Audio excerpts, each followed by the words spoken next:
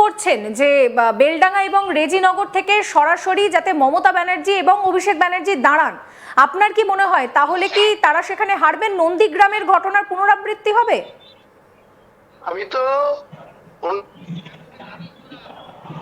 বলুন বলুন, শোনা যাচ্ছে, বলুন। সাধারণ সম্পাদক অভিষেক বন্দ্যোপাধ্যায় 17 তারিখে মুর্শিদাবাদে গিয়ে 5,000 লোকের সামনে একটা 200 মিটারের র্যালি করে, সেই র্যালি থেকে উনি বক্তৃতা দিতে গিয়ে হুমায়ুন কবিরকে গদ্দার আখ্যা দিয়েছে বা বিজেপির বাবুদের সঙ্গে আমার তুলনা করেছে। আমি তার জন্য বলেছি উনি অত বড় মাপের নেতা, অত বড় মাপের এআইসিসি জয়েন্ট সেক্রেটারি, ওনার যদি মানুষের কাছে এত জনসংযোগ থাকে বা মুখ্যমন্ত্রী যদি আজকে সততার প্রতীক হন বা তাহলে যেখানে যাবে সেখানে তিনি জিতবেন, তাহলে তিনি মুর্শিদাবাদে দুই পিসি ভাইপো বেলডাঙ্গার রেজিনগরে লড়ে জিতে দেখা, তাহলে বলবো তিনি বাংলার মানুষের কাছে আজও অগ্নিকন্যা আছে বা আজও তিনি অভিষেক বন্দ্যোপাধ্যায় পার্লামেন্টের একটা নেতা বা তিনার জনসংযোগ আছে। ওনার এইসব কথা বলার আগে ভাবা দরকার যে একটা রাজনৈতিক ব্যক্তি, তিনি পার্লামেন্টের নেতা, তিনি পার্টির জেনারেল সেক্রেটারি, তিনি একটা বহরমপুর জলঙ্গি বাস স্ট্যান্ড থেকে গির্জার মোড় 200 মিটার রাস্তায় একটা সরু গলি রাস্তা দিয়ে একটা রোড শো করে 5,000 লোক, যেখানে আম পাবলিক 1,000 সবসময় থাকে বাস স্ট্যান্ডে বাস ধরার জন্য, ফল খরিদ করার জন্য, হোটেলে খাওয়ার জন্য থাকে, সেইখানে 5,000 লোকের র্যালি করে তিনি, আমি যেখানে 30,000 লোক নিয়ে ডোমকলে মিটিং করছি, উনি আমাকে বলছেন গদ্দার। তা ওনাদের কোন গদ্দারিটা আমি করেছি প্রমাণ দিতে পারবেন? ওনারা বরঞ্চ আমাকে অসম্মান করেছে, পদে পদে আমাকে ব্যবহার করেছে, আমাদের ন্যূনতম একটা ব্লক সভাপতি আমাদের রেকমেন্ডে করেনি বারবার বলার সত্ত্বেও। তাহলে আমাকে গদ্দার কোন হিসাব করে বলছে? তা গদ্দারের যদি সঠিক ডেফিনিশনটা করা হয়, তাহলে মমতা বন্দ্যোপাধ্যায় কংগ্রেসের সাথে গদ্দারি করে তৃণমূলের জন্ম দিয়েছিল, আবার সেই কংগ্রেসের সাথে জোট করেছিল, আবার বিজেপির সাথে অটল বিহারী বাজপেয়ী জিকে ডেকে নিয়ে এসেছিল তেনার বাড়িতে। অটল বিহারী বাজপেয়ী নিজে ওনার মা গায়ত্রী দেবীকে পায়ে হাত দিয়ে প্রণাম করেছিল। তাহলে এটার কি কানেকশন ছিল? আর হুমায়ুন কবির বিজেপিতে 19-এ লোকসভায় কন্টেস্ট করেছিল বলে বিজেপির বাবুদায় আখ্যা পেয়ে যাবে? তাহলে ওনারা কিসের স্বার্থে বাংলার মানুষের সঙ্গে এই দ্বিচারিতা কেন করেছেন মমতা ব্যানার্জি? তার জবাব তো আজকে হুমায়ুন কবির চাইবেই সাধারণ মানুষকে সঙ্গে নিয়ে। তাই আমি বলছি ওনার এত, আমাদের জনাব ফিয়াজ হাকিম বলেন যে মমতা বন্দ্যোপাধ্যায়ের প্রতীকটা বা ছবিটা সরে গেলে সবাই নাকি জিরো। তো 2021-এর ইলেকশনে কেন শুভেন্দু অধিকারীর কাছ থেকে 1956 ভোটে তিনি নিজে হেরেছিলেন? তিনি নিজে হারার পর আমাদের 211টা না 13টা বিধায়ক জিতেছিলাম, তাদের সিগনেচারে তিনি পরিষদীয় নেত্রী হয়ে মাননীয় গভর্নরের কাছে শপথ নিয়েছিলেন। তিনি কি করে বিধানসভায় হুমায়ুন কবিরকে ধুমুক দিয়ে বলেন যে আমি একাই 100? তাহলে তিনি একা জিতুন দিয়ে বাংলার মুখ্যমন্ত্রী হন, তার এমএলএদের তো কোনো দরকার নেই।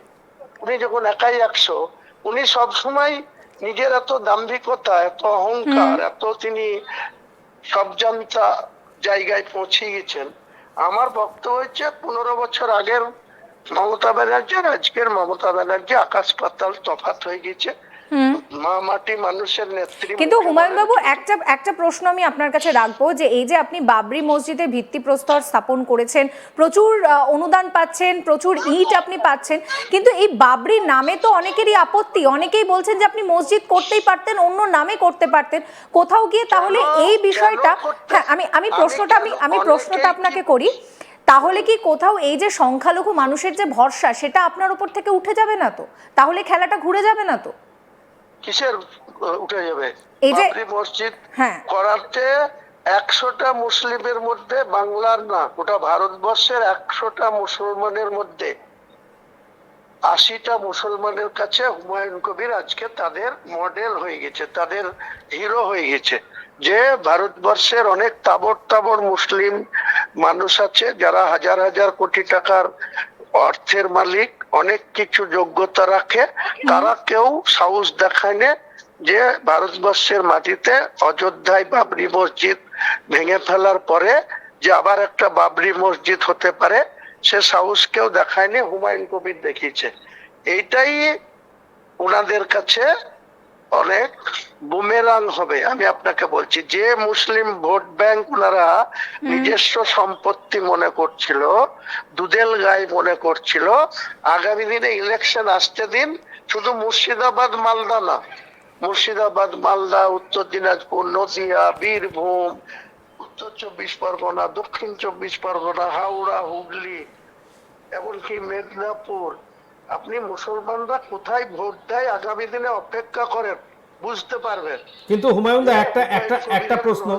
একটা প্রশ্ন সেটা হচ্ছে, আমাদের রাজ্য মন্ত্রিসভার সদস্য সিদ্দিকুল্লাহ চৌধুরী জানিয়েছে যে আপনি এই বাবরি শব্দটা ব্যবহার করে সংখ্যালঘু সম্প্রদায়ের মনে আঘাত এনেছেন, এর ফল আপনাকে নির্বাচনে ভুগতে হবে, এটা সিদ্দিকুল্লাহ চৌধুরী বলছেন।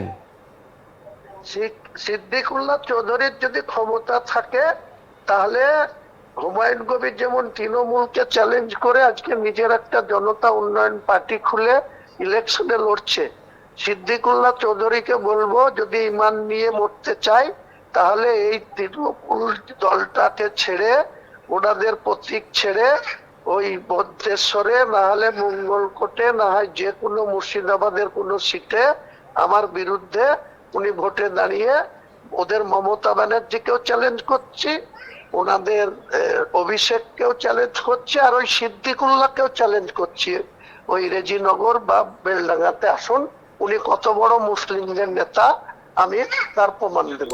আগামী বিধানসভা নির্বাচনে আপনার এখনো পর্যন্ত কারোর সাথে হাত ধরেছেন, মানে কথা হয়েছে, মানে আইএসএফ হোক, বামফ্রন্ট হোক, কংগ্রেস হোক? আমি আপনাদের এই ব্যাপারে একটি শব্দও বলবো না।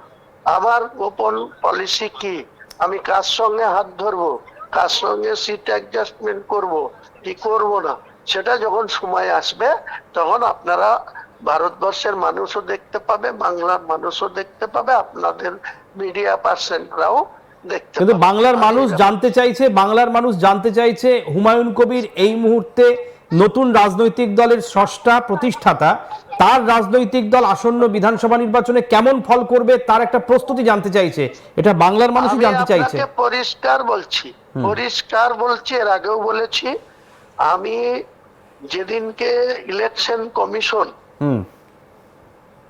শিডিউল ডিক্লেয়ার করবে, ক দফায় ভোট হবে, কবে কবে ভোট হবে, আর ভোটের declare schedule election commission declare করার পরে 48 ঘন্টা